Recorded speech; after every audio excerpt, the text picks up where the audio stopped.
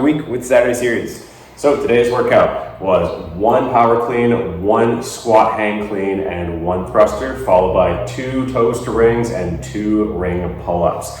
So everything you're seeing on the screen right now. So pretty similar to the weeks past. We were going for a very high volume of rounds, very simple approach with what we're doing. All you need is a barbell at 135 and rings or a bar to do pull-ups on, whatever you have.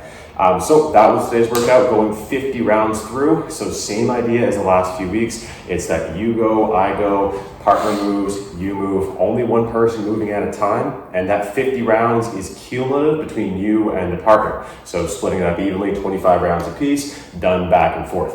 That's the whole workout. How'd you like it?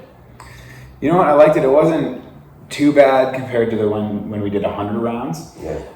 But I mean, we did add 2 toes to ring, 2 pull-ups. And I thought it was going to be a little bit easier, and it truly wasn't, because the power clean into the next squat clean, I think, took everything out of me to get into the thruster and then toes to bar, and it was just awful.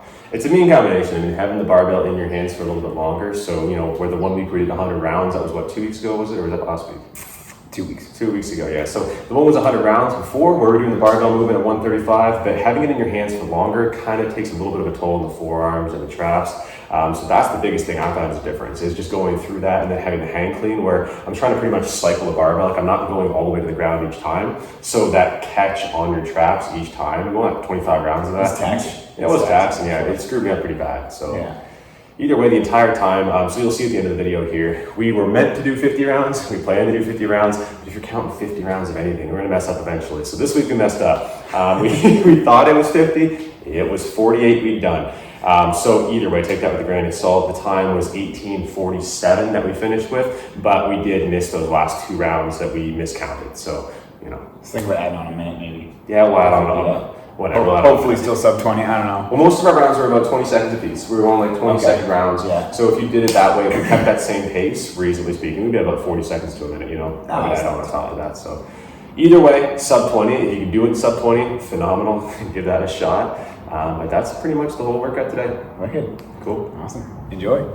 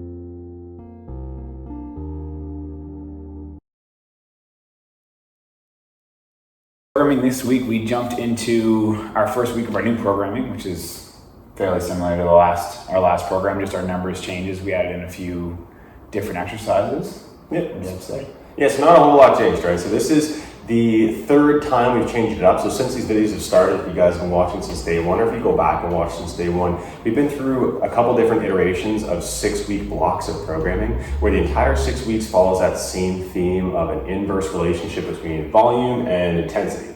So if you're gonna hop onto this program, now would be the absolute perfect time to do it, because this is the absolute beginning of this new 6-week block.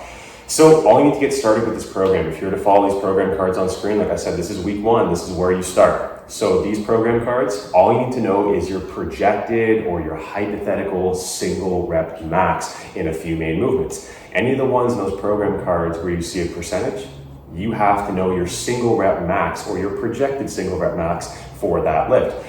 Figuring this out can be super simple. It's as easy as downloading a fitness tracker app and typing in your sets and reps that you performed at a very high set, and it'll tell you usually your hypothetical max or what your single rep max would be.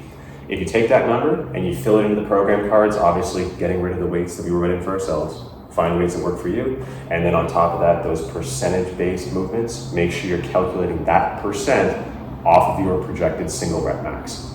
Simple as that. If you hop on this week, follow the next 6 weeks, it's going to show you every single week how you change those numbers and what actual percentages you should be working at as we change from a very high volume into a very high intensity at that last week. Yeah. This week was really interesting too compared to last week, because our volume changes in weights was a huge difference, but jumping into it again, you're going to feel it and get into it, and it feels great. 100%. Awesome.